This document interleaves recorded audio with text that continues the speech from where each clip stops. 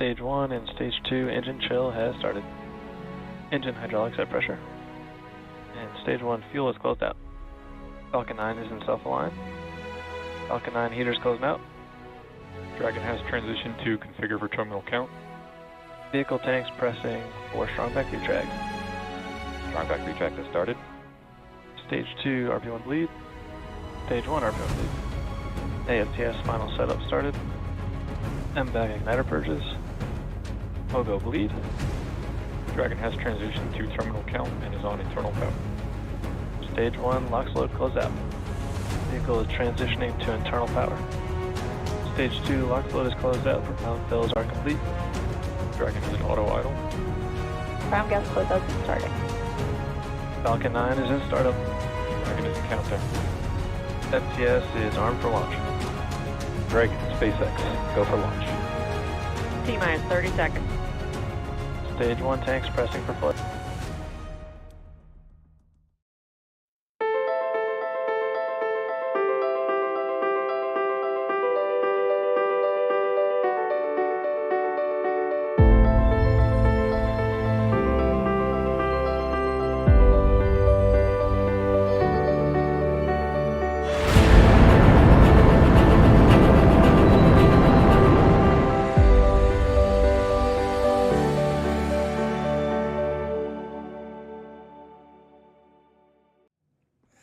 Hey, Monkey Nation, listen, we've been talking about this for a while now, and if you missed out on the last deal where you got $200 worth of free gear, check out what we've got going on right now. This is over at monkeyworksprep.com. You'll get a 3-month kit, and you'll save $200 right now, and that will not last forever, but for every 3-month kit you buy, you get $200 off. That's a current special that's going, and remember, monkeyworksprep.com. Jump over there and get it now and get that food that you need to get you and your family through the crisis that is coming. It will not last forever. I'm telling you, when you need it, it's going to be hard to get. So don't wait. All right. That is monkeyworksprep.com. And you will be thankful that you did this. God bless. Monkey out. All right. Hey, folks. Mil-Spec Ops Monkey here. Listen, it's going to be your SITREP. It is your Friday Live. It is 3/31/2023. And oh, by the way, on the monkeyworksprep.com, just FYI, that offer that I just showed you ends tonight at midnight. So if you want to get $200 off, you want to hit that now. Tomorrow will be a new deal. And also, by the way, we've got a newsletter going out tomorrow. It'll have our bi-weekly roll-up, as well as a couple new blogs that I just wrote. And also, we got a lot of products going on sale in the shop, and some of those high-dollar olive wood items from Jerusalem are going to be about $500 off in some cases. So I don't want to have to move them. So anyway, listen, that's going to be it for that part of it. Make sure you hit that like, subscribe, and bell for notification. And then let me jump over here to our board. As always, we're going to be in Skyglass, and we're sitting around 205. It's a little light. For a Friday. One interesting deal, though, is notice the concentration all the way down along the southern side of the United States and then up the East Coast. Everything in the middle seems to be, kind of light. Nothing really there compared to what we normally would see. But, yeah, this is interesting.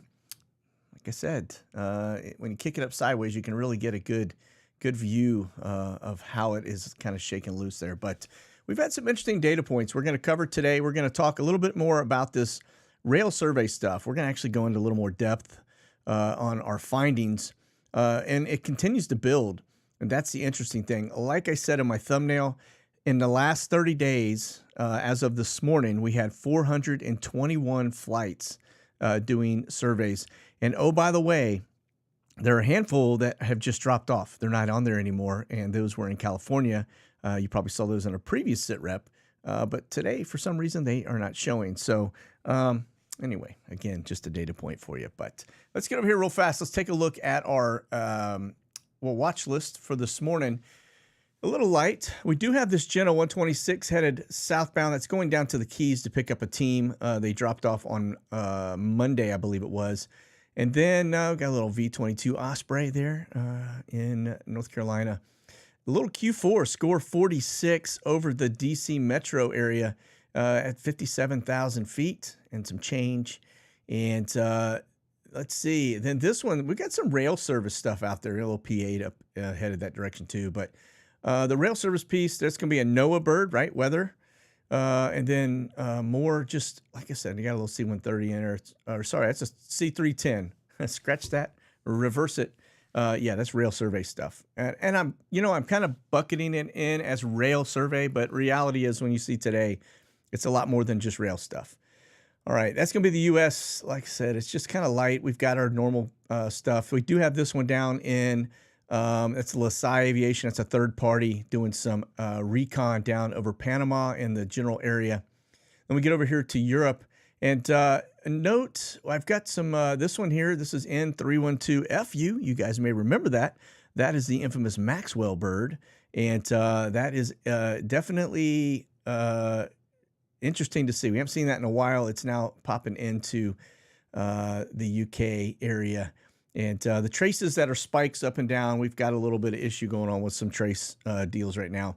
And we'll talk about that a little more in a minute. But and then this is one of your low altitude Israeli drones, Israeli made drones. It's not Israel, but it's just an Israeli made drone. They're north of Tripoli doing some stuff. I was kicking the tires down by Australia and as well as Japan. I'm not seeing anything. So let's get on over here to the heavies and we'll take a look. Now, again, these trace lines you see just kind of bouncing up and down. That's just where they're skipping. It's not a big deal. We got a little C-17. Looks like it did a little round robin down in Honduras, back up.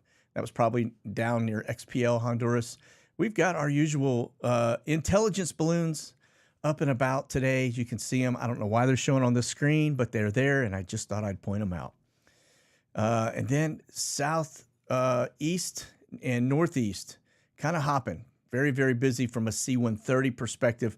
Not a lot of long-range stuff. I'm not seeing C-17s or too many of them in the mix today, which is really unusual. And then we get over to Europe. Again, we got the skips. And that's not just, it's just bad data feed. So let's see, we got that one headed, that's an A400 UK bird, headed, westbound, kind of southwest. And then we get over here to Turkey. You can see a little busier, a little more active in Turkey area, and a little bit of, looks like a plane they're flying out of Cyprus. And then it's really, it's pretty light, but it's a Friday, right? And Fridays can change. They go back and forth. Over here to the air refuelers, talking about really light today. There's only probably a dozen or so showing today. We've got them along the East Coast. Got 4 of them out over the West Coast, which there's something happening out there over the West Coast. We've got a lot of activity, been having it here in the last couple of days, which is a little more unusual than normal. At this time of morning, definitely don't see that much. So then we've got this Italian air refueler over Italy doing a little bit of stuff, the great IM 1447. And then this one, that's a U.S. military right there working over Iraq, but that's definitely feeding fighters over that area that we've been popping off as of late with the whole Iran thing, okay? All right. Now, this is going to be your R135s. Just the usual stuff. I'm not seeing anything that really catches my eye here domestically in the U.S. And we'll kind of skate down here towards the Caribbean. I'm not seeing much down here either. So let's get over to Europe. Only have one over the last 3 days. Notice where it's headed. Right here is Russia, and that is right up to the Russian border. Just kind of wraps around the top end of Sweden. And then I think we've got one little trace here that's down near, let's see, Saudi Arabia, the Persian Gulf area. Let's just, yeah, there we go. That is good coffee. All right. Yeah, that's it. Just one little deal. Looks like it popped up over Iraq and then just kind of went away. So, all right. Over here to Japan, we'll take a quick gander. Notice we got one headed up to the Sea of Japan that disappears. Again, R135s. And then this one here that China gets out here to the South China Sea and just south of Taiwan and disappears. All right. Over to the drones. Again, just like today, we've got this one here over the last 3 days up over Washington, D.C. And that's a Q4, by the way. And then this one, little Q9, that's going to be a Border Patrol, Customs and Border Patrol just south of Winnipeg. That, from what I'm understanding from some Canadian followers, is that they've got a pretty big immigrant issue right there in that general area, and that's why they've got so many eyes on it. So a lot of people trying to get across the border there. All right, and then this side, this is just going to be out off kind of the toe of Italy, and nothing else. Again, very unusual to see that. We typically see a lot of R-135s, a lot of drones, and they've either gone extremely quiet or they kind of went back with their tail between their legs after getting shot down or shot at. And I don't know. We'll see what it is. But all right, let's get over to the Intel aircraft. And you'll notice we've got a little legwork there over Hungary. And then we get up to the northern side, and we've got stuff down looking at Kaliningrad all the way up to Estonia, Latvia, Lithuania, over those areas, looking into Belarus. That's probably going to be one of those E7 birds. It's got that surf skid on the back. And then this, our normal intelligence gathering stuff south of Tucson. That's actually one of their main hub locations there. And then you see a couple things going on northeast, down in the southeast, again, north of Winnipeg. And then we get down here over California. It looks like we got some stuff going. And then the last but not least, down here to Panama. Now, that's crucial because, the Chinese, if you look at their ship flows, they're coming right through the Panama Canal. So they're probably got eyes on a lot of stuff going in and out of that area. All right, now let's get over to the meat of the matter. Let's talk rail survey for a second. I'm going to pause this for a minute because we're going to talk about a couple different elements as we look at this. This is 421 flights in 30 days. I say rail survey, but I will tell you, based on the data that I have been looking at as of yesterday, I'm starting to steer away from just rail. Yes, they definitely are looking at rail. But I think they're also looking at critical infrastructure, and the why of that could be twofold. It's if we have any kind of civil unrest here in the United States, they're going to have to move a lot of product into critical areas. And by product, I mean tanks, Humvees, Stryker units, all the other stuff, MRAPs, etc., via train. Okay, that's the only way they're going to get that stuff around. Those things get horrible gas mileage. And, tanks will tear up some stuff, right? So they're going to have to move that stuff via rail. And so they're going to be looking at the criticality of the rail infrastructure. The other piece, too, is other infrastructures, right? You've got gas lines and electric and power grids and all kinds of different things. When I was looking at this, it became evident that they are not just looking at rail any longer, that they are definitely flying over areas that are not rail yards. I'm telling you, there's definitely something up to this. So they also, there could be two different elements to this, not only civil war, but you may have, they may be prepping for an invasion. So there's no telling. That's the first piece of this. The second piece could be Club K related. So let's kind of look at closer what this stuff is, and we'll get into the details. And why I think this is more than just rail, and why I think this is a precautionary method that they're looking at stuff. Notice it's Florida, it's Atlanta, it's out to the port locations of South Carolina. So there's your Florida, which is right into Tampa, right? That'd be a port spot. Then we get over here, New Orleans, again, port spot, right? Houston, port spot, right? So this is the ability to get things out to ports and move them. Then you've got this. This is a major hub here in, if you get up near Alliance, Fort Worth, they've got a big, giant hub location there. But then notice, and that's where I'm going to pause it for a second, notice that they're not doing survey lines when they get down over the suburbs of Dallas, Fort Worth, right? And you're talking the south end, you'd be like Grand Prairie, Arlington, Grapevine, Keller, Fort Worth, those kind of things, Carrollton, all of that. They seem to be looking very closely at the burbs here. And that I don't think is rail related. These are very sloppy lines that look to be more like just grabbing data. Okay. And then we get up here again. This is a little bit of rail survey stuff. I'm going to try and mess with the lines a little for you. because they are kind of thick. So let me thin those out some so that it makes it a little easier to see. But you can see, again, there's a little bit of survey stuff. And the survey piece of this, when they do it, is really, it's a back and forth, right? It's just the typical thing that we see. And that's what you're looking for, right? It's almost like a search grid where they're going to go back and forth. They're gathering with their cameras everything on the ground. Now, there's different types. We're going to look at that in a minute because we're going to dig in to one of the companies that is doing this and the product line that they offer that is non-rail.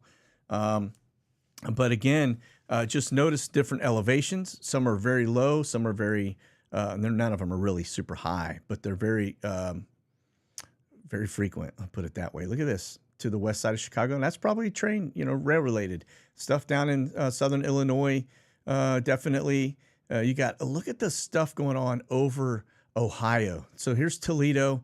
Now up in the northwest, that's going to be an M1 Abrams location. Same thing with Detroit, where they manufacture tanks. But just look at the overlap, back and forth, different directions. And it depends really on what type of taping or recording they are actually doing. If this is going to be LiDAR, then you're going to have more of a 3D model or something that's a little more deep. That would be a port related one there. It just depends on what type of surveys they're actually conducting. Notice this one right up in the middle, the heart of the Chesapeake, DC, the White House, everything over to that left side. But if things go hot, that area is going to be key in terms of getting equipment in via rail.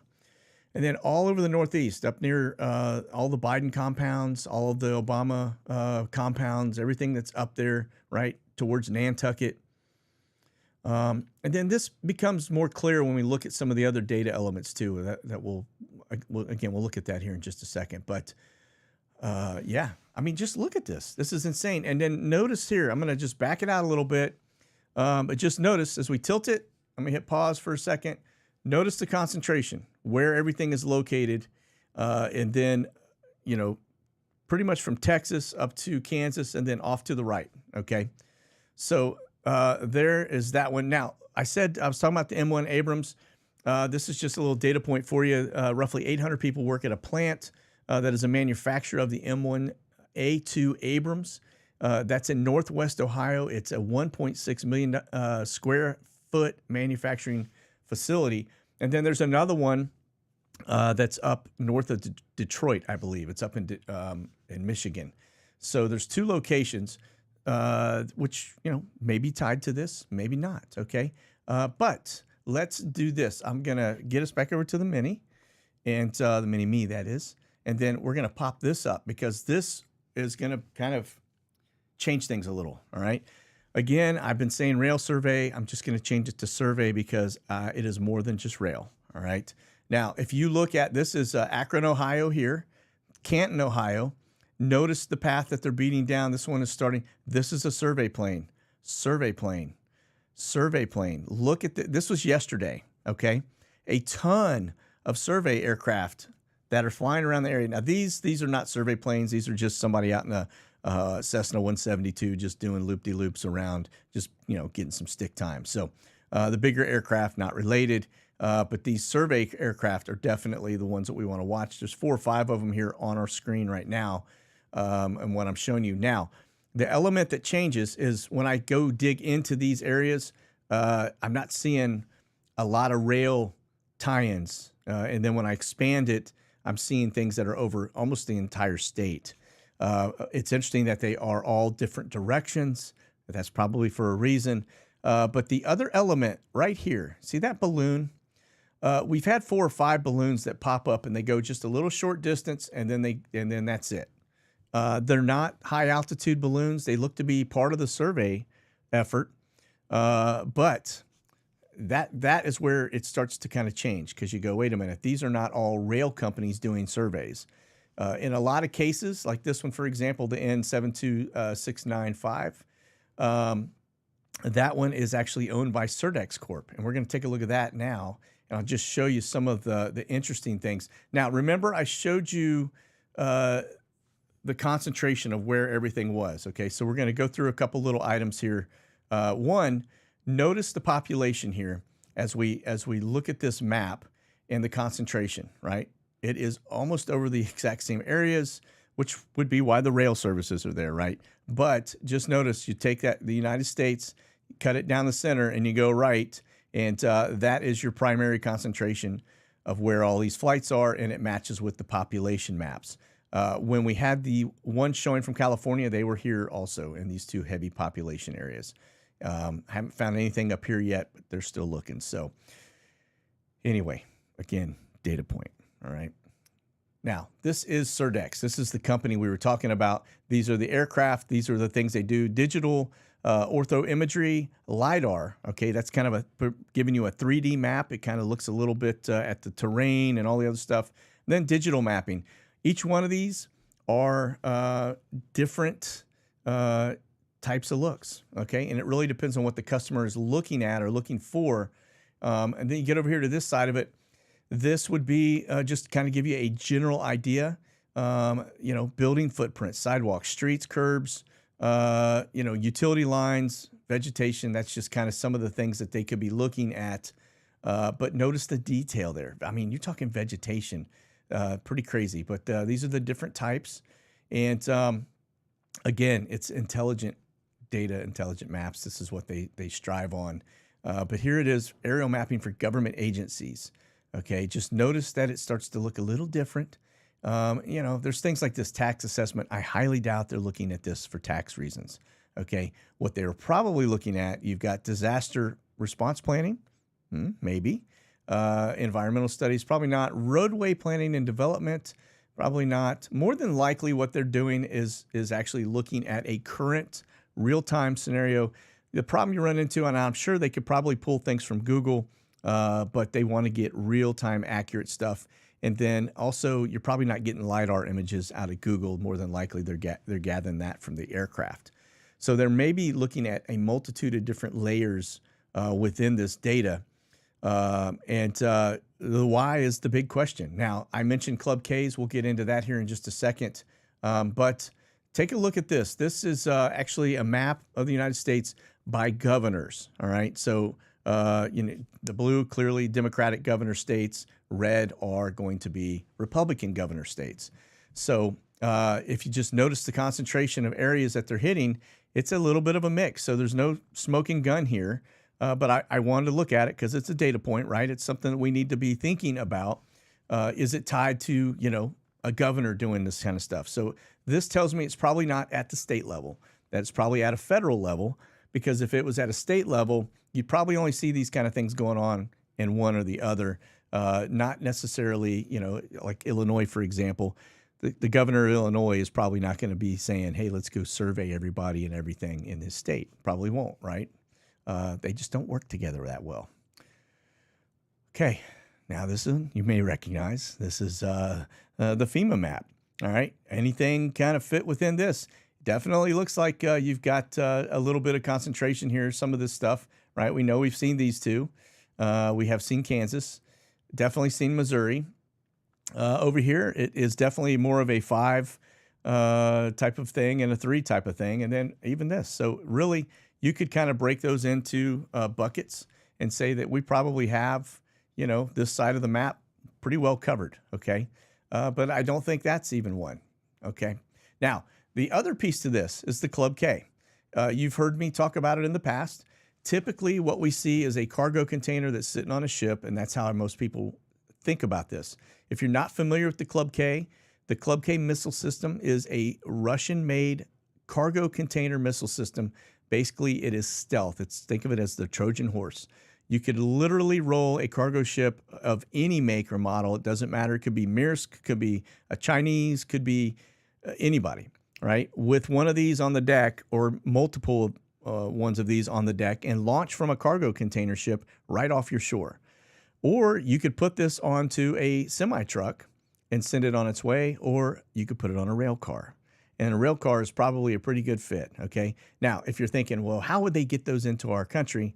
I actually did, if you go over to monkeyworksus.com and go to my blogs, go to Club Ks, scroll down a little bit. I've got a 6-part series that I did that basically walks you through how we got here.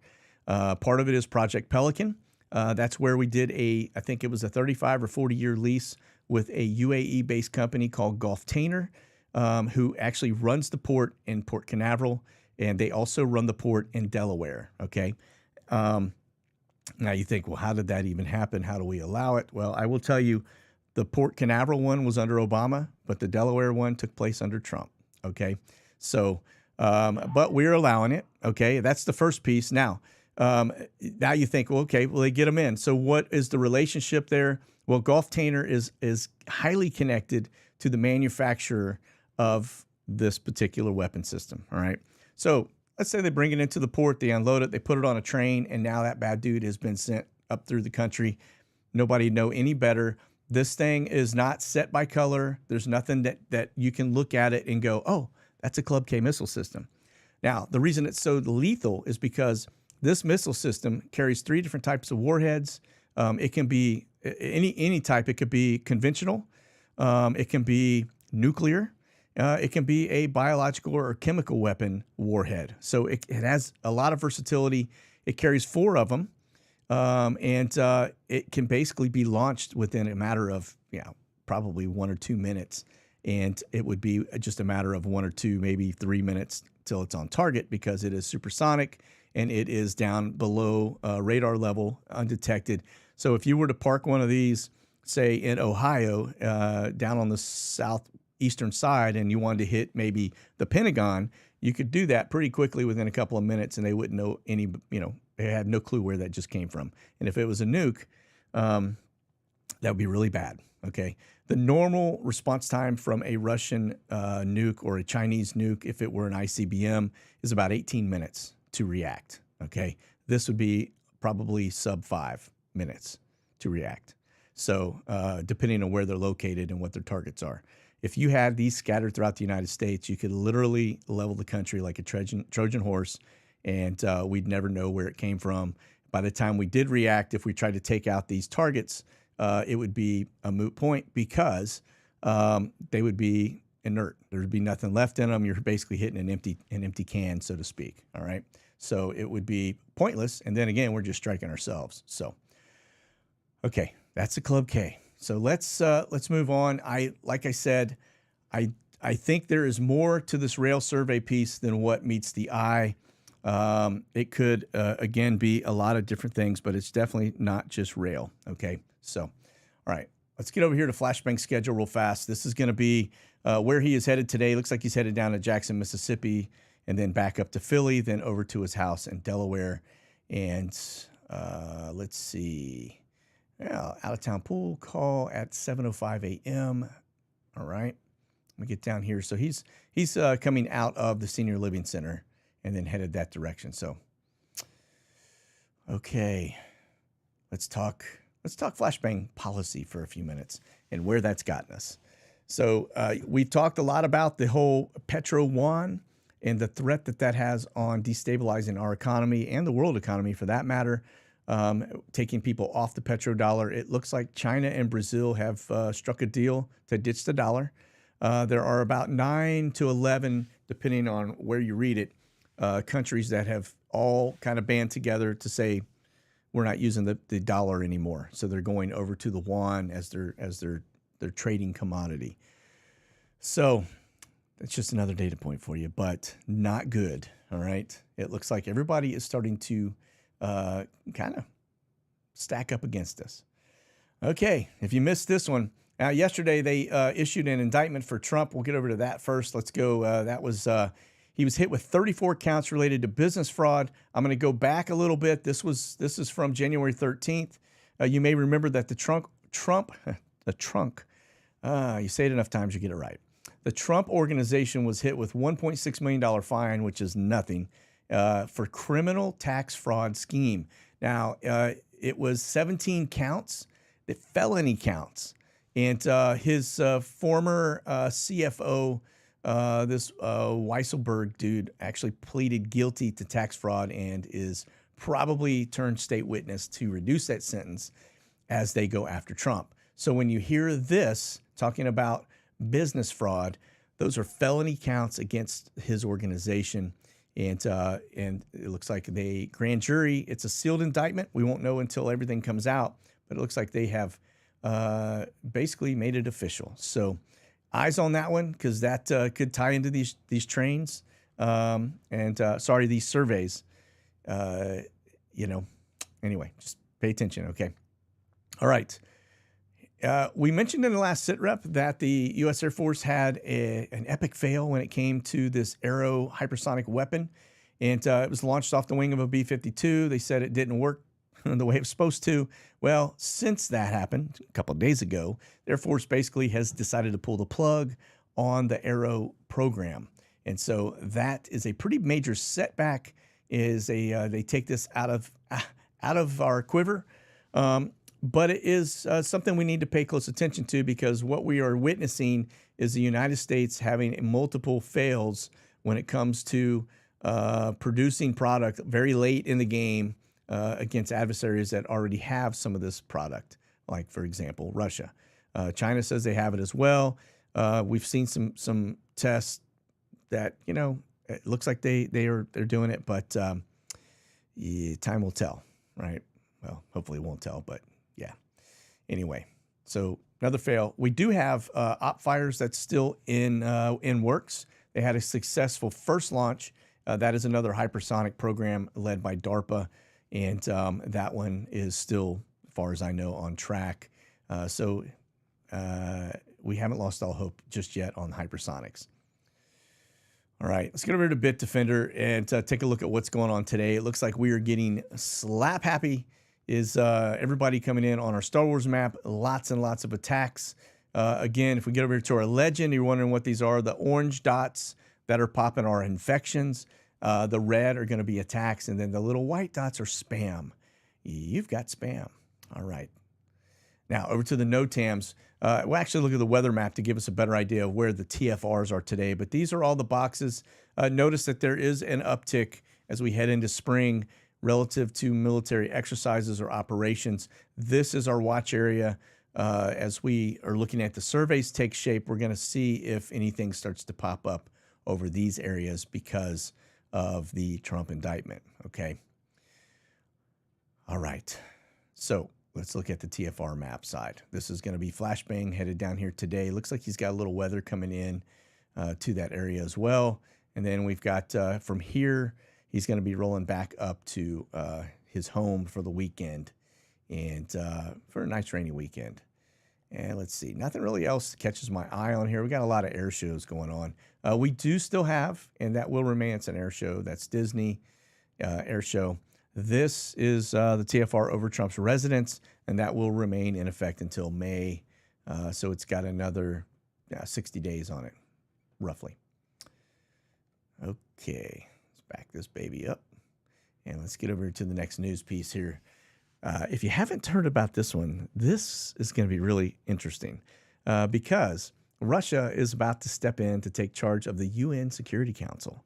Now, we've seen other folks have, kind of holding the sword for this one, but when these bad dudes jump in, that's going to change the dynamics of quite a bit, actually. And when I say that, I'm talking about the Nord Stream, because they were the ones that brought it to the UN Security Council to be investigated. And if they are now basically stepping in to run the Security Council, you can bet your bottom dollar they're going to be digging in deep on the Nord Stream to figure out who did that. And yes, not good. All right. Next piece. Russian Air Force drops dozens of wing-guided bombs in the front line zone of Ukraine.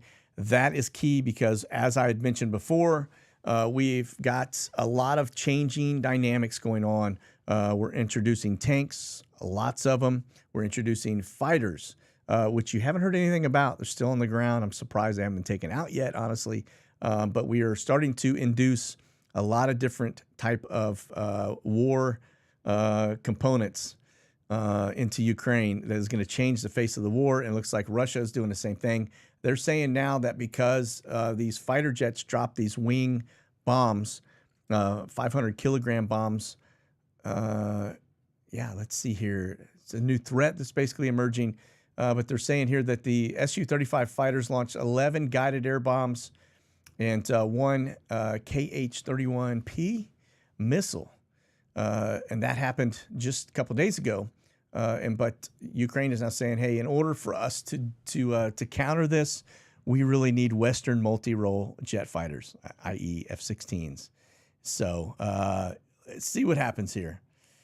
You know it's coming, but it's just a matter of time, folks, and we're not far off. So let's get over here to see what's really moving from the hunks and chunks perspective. You're going to notice this is Biggs Army Airfield. We do have an Atlas Air coming in from Houston and a National Cargo coming in from March Air Force Base. Keep our eye on those two. I don't see where they're headed yet, but they're just on the arrival board for Biggs Army Airfield.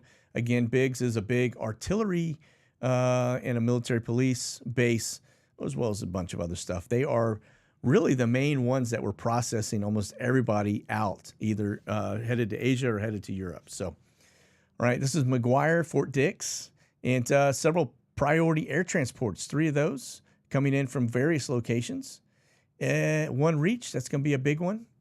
And then we get down here to the cargo side. We've got Air Transport International coming in from Baltimore, and I don't see any of it on the board over here for moving from there. Okay, this is going to be Dover Air Force Base, and you'll just notice Atlas Air coming in back from Ramstein. See if we got anything else down here. Nah. We do have a Western Global MD-11 coming in from Shreveport. And then over here, just notice on our departures outbound, we've got an Atlas Air, and that's the only one showing right now, headed back to Ramstein. So it looks like that one's coming in, refueling, taking another load, and headed back to Ramstein. Round robin. And then this is going to be Ramstein. So let's see what we've got on the arrival board. We do have an Atlas Air coming in from Dover. We've got one coming in from Kuwait. These are your 747-400s. And we do have a dignitary bird that looks like it's arriving from Terceira Island for the weekend. Probably going to be one of your chief of staff type of guys, or who knows. Anyway, but that's probably who it is. And then here, outbound, this one, Atlas Air headed back to Baltimore, Washington. So we're seeing some repeats here of back and forths of the heavies going in and out of the Northeast, in and out of Ramstein.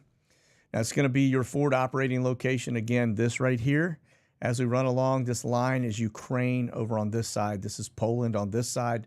And if we get into what is landing in Poland, we've got, let's see, get down. That's Spain Ministry of Defense. There's one camber flight. Let's get on down, another camber flight. So we're seeing, on average, every time we come into this arrival board, we see anywhere from 4 to 6 camber flights coming in, and they're wide bodies.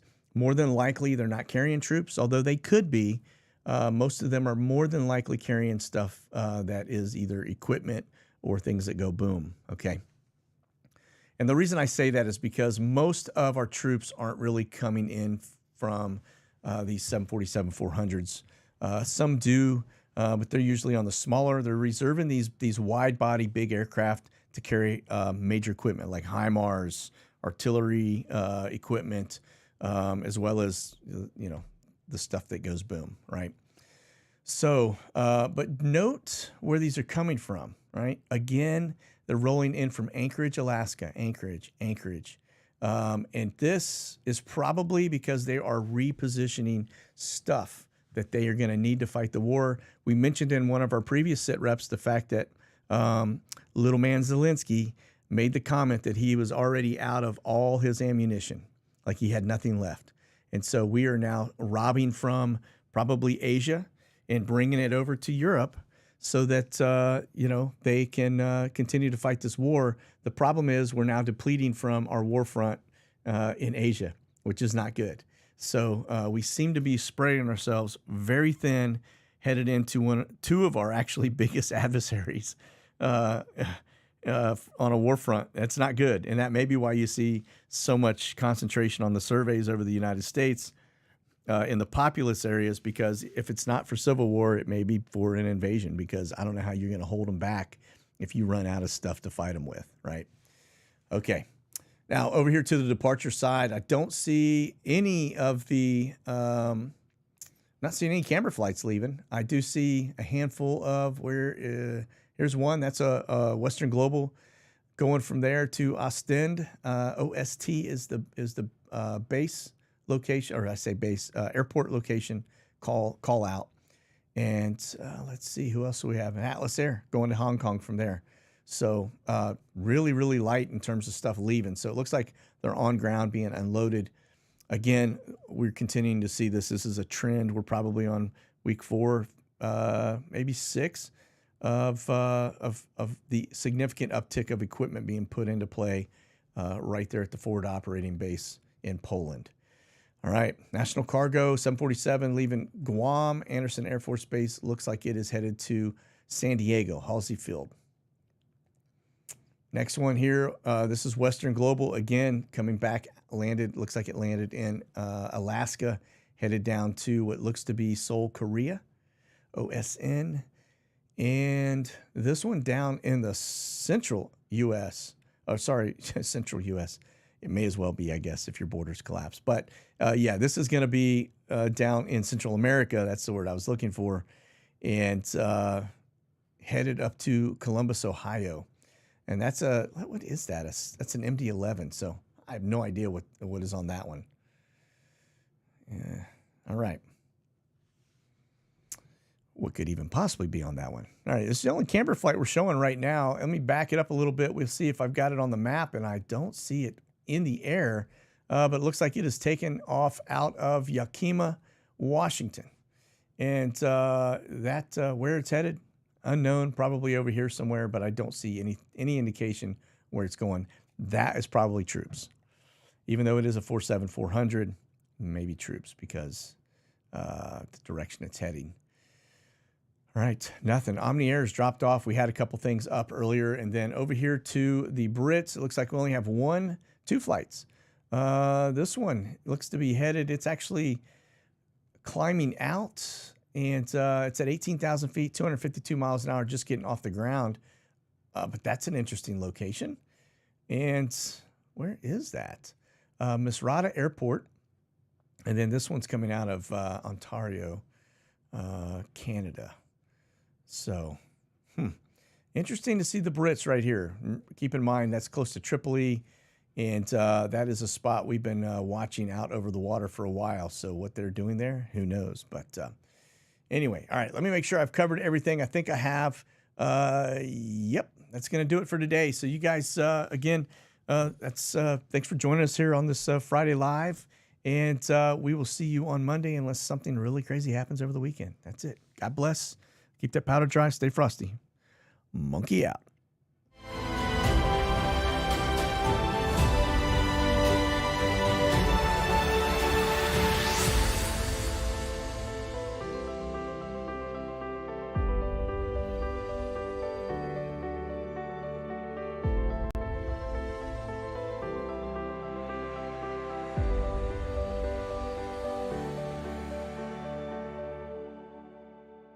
Check out the latest gear and products at monkeyworxus.com.